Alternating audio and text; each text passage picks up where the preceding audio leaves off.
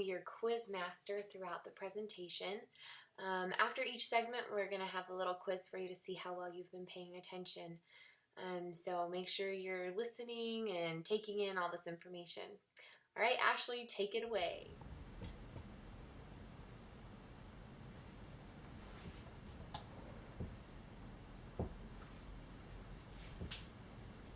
In this presentation, I will be talking about children's book illustrator Randolf Caldecott. I will talk about his background, where he grew up, how his career began, and the people who helped him succeed.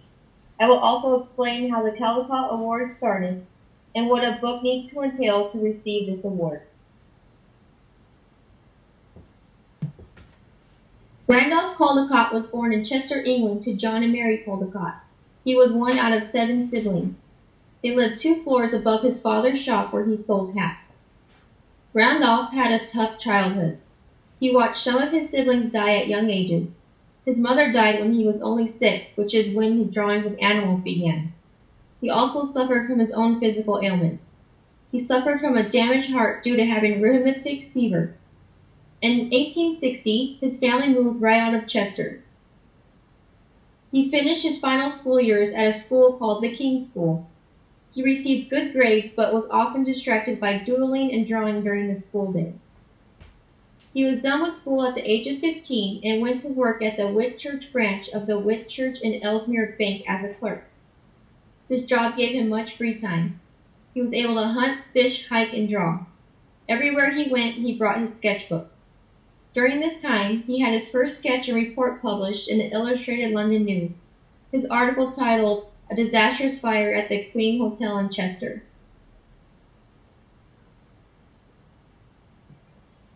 Six years after working at his first bank, Caldecott moved to another bank in Manchester. There he was able to work on his art by taking night classes at the Manchester School of Arts.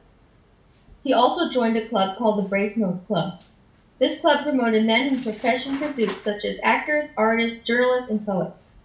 He was able to get some of his drawings published in 2 local newspapers in Manchester, which were called the Will-o'-the-Wisp and the Sphinx.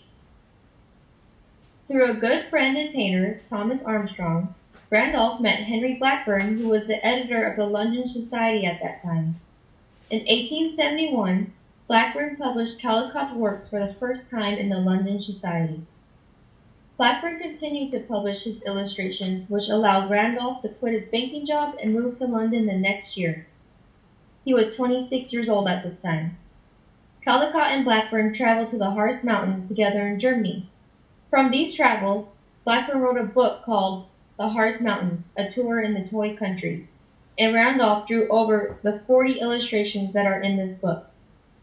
Blackburn also took his sketches over to the United States, resulting in Randolph's illustrations being in American periodicals such as the New York Daily Graphic. In 1877, a color printer named Edmund Evans asked if Caldecott would help illustrate his 2 books called The House That Jack Built and The Diverting History of John Gilpin. They were published in 1878 and were both successes. These books brought Caldecott fame around the world. These 2 books led to Randolph creating 2 books a year until his death, and also illustrated for authors such as Washington Irving and Juliana Ewing. In 1973, Frederick Melcher, who was the esteemed dean of American Publishing, proposed the idea of the Caldecott Medal. It was to be given to the artist who created the most distinguished picture book of the year. This idea was accepted by the section of Library Work with Children of ALA and approved by the ALA Executive Board. The board committee decided to name the medal after Randolph Caldecott since his illustrations were noted for uniqueness, quote, in both humor and their ability to create a sense of movement, vitality, and action that complemented the stories they accompanied, unquote. In 1973, American sculptor Rene Paul Chamberlain designed the Caldecott Medal. He created a bronze medal that has the winner's name and date on the back. He also took one of Caldecott's illustrations from the book The Diverting Story of John Gilpin and put it on the medal. The Caldecott medal weighs 3.1 ounces and has a 2 1/3 inch diameter. When a book is awarded this medal, it receives a bronze sticker version of the medal on the cover. Books can also receive the Caldecott honor. These books who receive the honor are runner-ups for receiving the actual award. This is a way of committee citing books who did not win but are worthy of the attention. The terms and criteria required to receive the award, according to the Association for Library Service, are as follows. 1. The medal shall be awarded annually to the artist of the most distinguished American picture book for children, published by an American publisher in the United States in English during the preceding year. There are no limitations as to the character of the picture book except that the illustrations must be original work. Honor books may be named. These shall be books that are also truly distinguished. 2. The award is restricted to artists who are citizens or residents of the United States. Books published in a U.S. territory or U.S. Commonwealth are eligible. 3. The committee, in its deliberations, is to consider only books eligible for the award as specified in the terms. I wish I had the time to name and describe all of the wonderful and engaging books that have won the Caldecott Honor or Award. I do not simply have the time, but I will tell you about the first book to receive the award and the most recent. The first book to win the award was in 1938. This book was called Animals of the Bible, and its illustrator was Dorothy Lathrop. She drew her illustrations in black and white with very much detail. The latest book to win the award is a book called A Ball for Daisy, written and illustrated by Chris Brashka. The illustrations in this book are very expressive and colorful and show emotion. If you want to see a list and description of all the books who have won the award, click on the Caldecott medal that is on this slide. I have given you some background information on illustrator Randolf Caldecott, explained how the Caldecott Award came about and what the criteria is in receiving this award. I also told you about the last and most recent book that have won this award. I hope this information will be helpful as my fellow classmates go on to read books to you that have won the Caldecott Award. Thank you.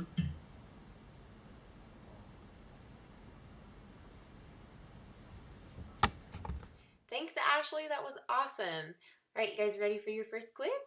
Here you go. All right, quiz number 1. Where was Caldecott originally from? A. Liverpool, B. Nottingham, C. Chester, or D. Wales? Give you a second to think. And the answer is C. Chester. Question number 2. How old was Caldecott when he moved to London to pursue his career in writing? Was he A. 36, B. 30, C. 28, or D. 26? All right, and the answer is D. 26. Last question. Which book does the drawing on the Caldecott medal come from? Is it A. The Harz Mountains, A Tour in the Toy Country, B. The Diverting History of John Gilpin, C. Animals of the Bible, or D. The House That Jack Built? Think about it for a second. See if you get it right. Think about that picture. It's a man riding a horse.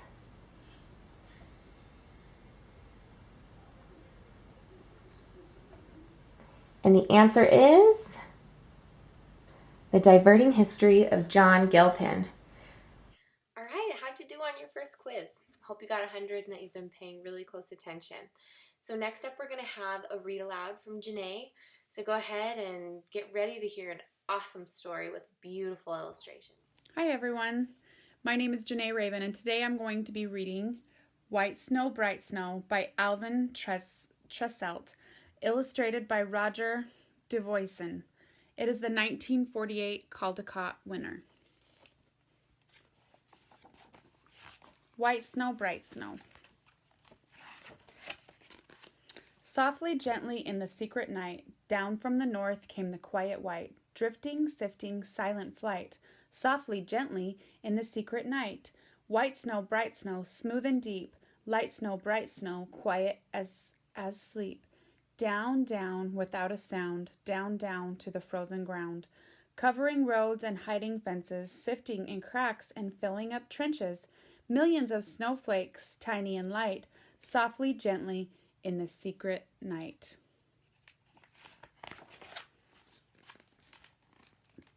The postman said it looked like snow. The farmer said it smelled like snow. The policeman said it felt like snow. And his wife said her big toe hurt, and that always meant snow. Even the rabbits knew it and scurried around in the dead leaves, while the children watched the low gray sky, waiting for the first snowflake to fall. Then, just when no one was looking, it came. 1 flake, 2 flakes, 5, 8, 10, and suddenly the air was filled with soft, powdery snowflakes, whispering quietly as they sifted down. The postman put on his rubbers. The farmer went to the barn for a snow shovel.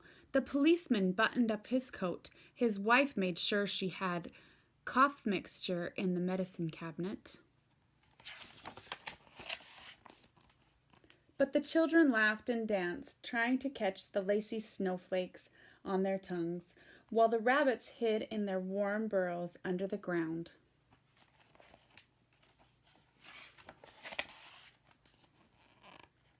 Faster and faster came the tiny snowflakes, and the brown earth turned white. Fields and stone, walls, roads and gutters, lawns and sidewalks, all were buried under the soft, white snow. It covered the roofs of houses and piled on the top of chimneys. It filled the cold tree branches with great white blossoms, and when night came, icy cold snowflakes sparkled in the light of the street lamps.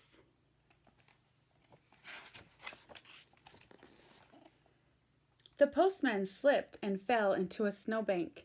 The farmer dug a path from his house to the barn. The policeman got his feet wet and had to soak them in a tub of hot water. His wife put a mustard plaster on his chest so he wouldn't catch cold.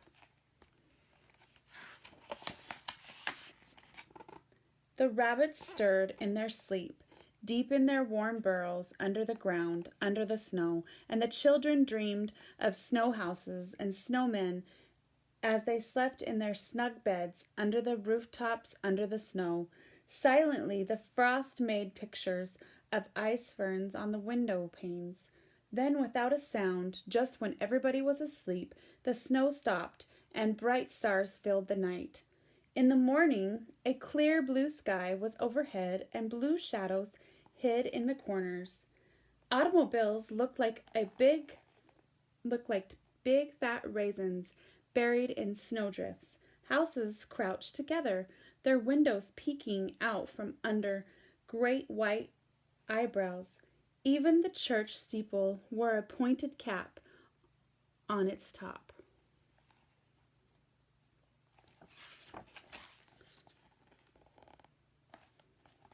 There's the church. The postman put away his rubbers and took out his high boots. The farmer milked his cows in a barn filled with bright snowlight. The policeman had a chill and stayed in bed. His wife sat in a rocker and knitted a long woolen scarf for him.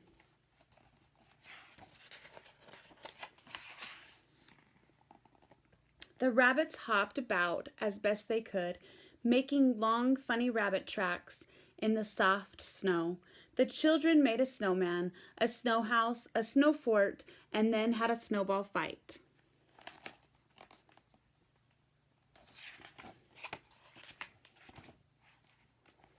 The wind pushed light puffs of white from branches, while the melting snow on rooftops drip, drip, dripped into long, shiny icicles. Each day the sun grew stronger and the snow melted. Big patches of soft, muddy ground showed through the snow in the fields. The sound of dripping, running water and the smell of wet brown earth filled the warm air. Now the branches were bare again, and gray pussy willows pushed out of their brown shells. Fence posts lost their dunce caps, the snowman's arms dropped off, and running water gurgled in gutters and rain pipes.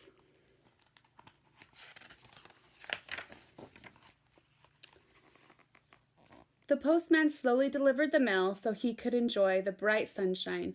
The farmer let his cows out in the barnyard. For the first time since winter began, the policeman's cold was better, and he swung his club in the air as he walked in the park. His wife dug around under the lilac bush, looking for the snowdrops and crocuses that grew there, while the rabbits spent all their time hopping about the warm world above the ground.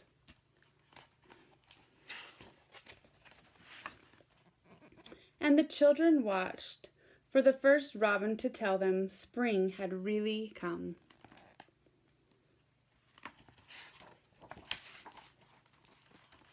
The end.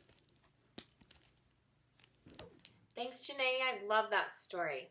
All right, are you ready for your next quiz? Here you go. Here we go with quiz number 2. In what year did White Snow, Bright Snow win the Caldecott Award? A. 1941, B. 2015, C. 1948, or D. 1938? Take a second to think about it.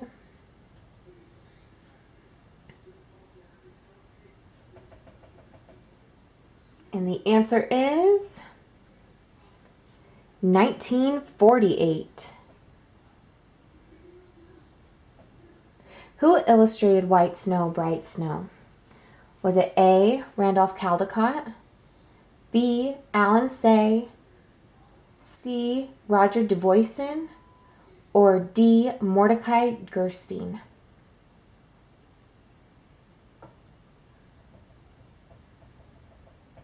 And the answer is Roger DeVoyson. What did the children not build in the story? A. Snow bunnies, B. Snow forts, C. Snow houses, or D. Snowmen?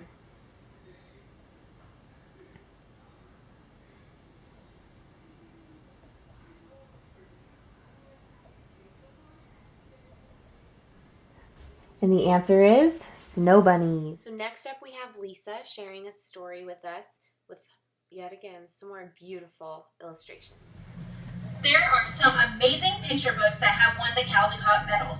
Some of the winning books use pictures to enhance the text, while others use only pictures to tell the entire story. Although all of these books are excellent, the books without words show just how powerful pictures can really be. Even without any words, these books tell detailed and exciting stories that readers of all ages can enjoy. The Lion and the Mouse is a great example of a Caldecott Medal-winning book that has only pictures, which tells not only a great story, but teaches a life lesson also. As I go through the book, notice how you can understand exactly what is going on, even though there is no text explaining what is happening.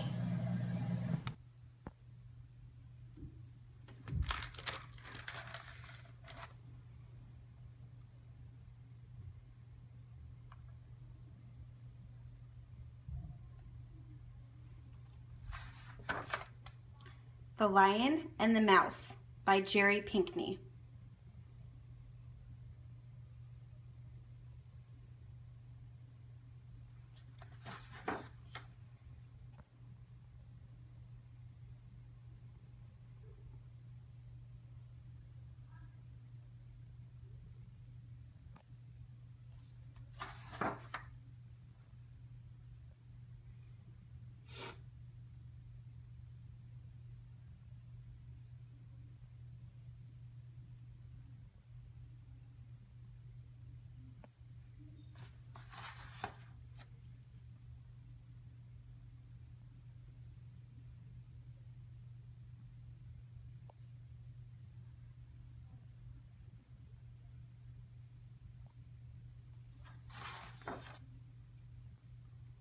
As you can see, Pinckney uses warm colors and very detailed illustrations to depict the lion and the mouse, which really grabs the reader's attention.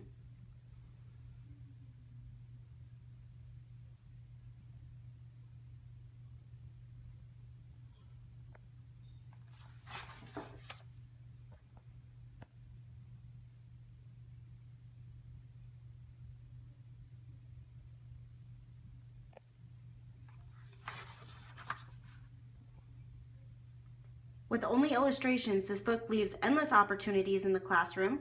Students can interpret the illustrations and retell the story in their own words.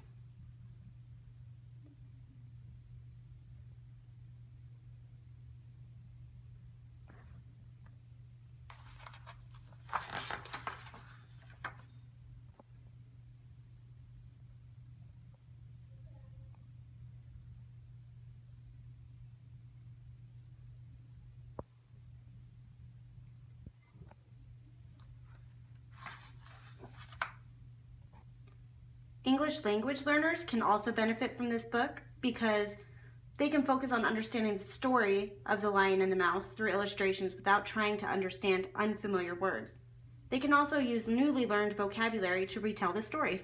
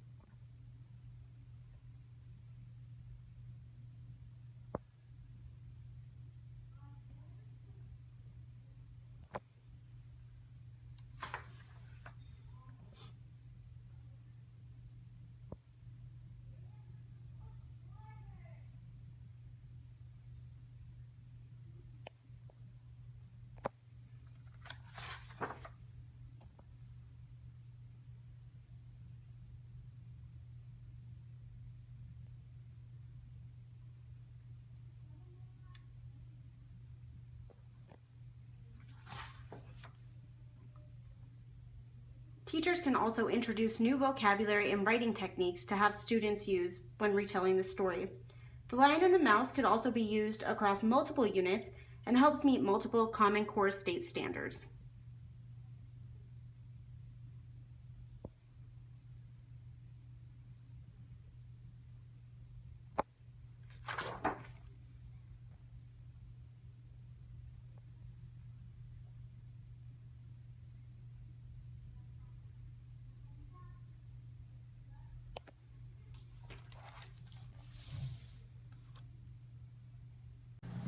The pictures in this book clearly tell a detailed story of a lion and a mouse who both helped each other in an unlikely situation. In the beginning of the book, the mouse is running from the owl looking for safety and instead comes across the lion. The lion could have easily eaten her, but makes the decision to let her go instead. The lion's act of unnecessary kindness is quickly repaid by the mouse and her family when he becomes trapped in a net. The mouse and her family chew through the net and free the lion. Through pictures, this story teaches children compassion, kindness, and is a prime example of the saying, treat others as you would like to be treated. The Caldecott Medal winner, The Lion and the Mouse, is proof that a picture really is worth 1,000 words. Thanks, Lisa. That was great. Sometimes those illustrations really do speak louder than words. All right, here's your last quiz. Good luck. Here we go with our final quiz, quiz number 3. Who is the illustrator of The Lion and the Mouse?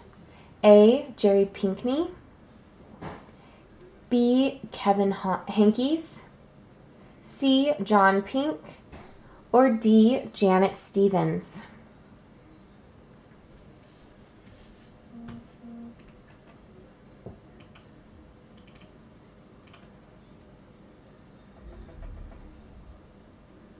And the answer is Jerry Pinkney.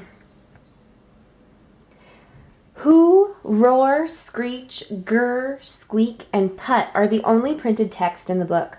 What are these called?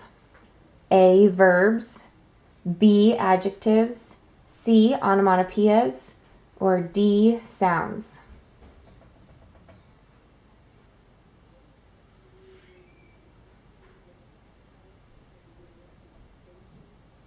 And the answer is onomatopoeias.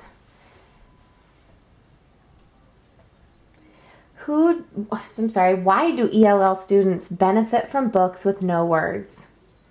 This is an open-ended question for you to think about.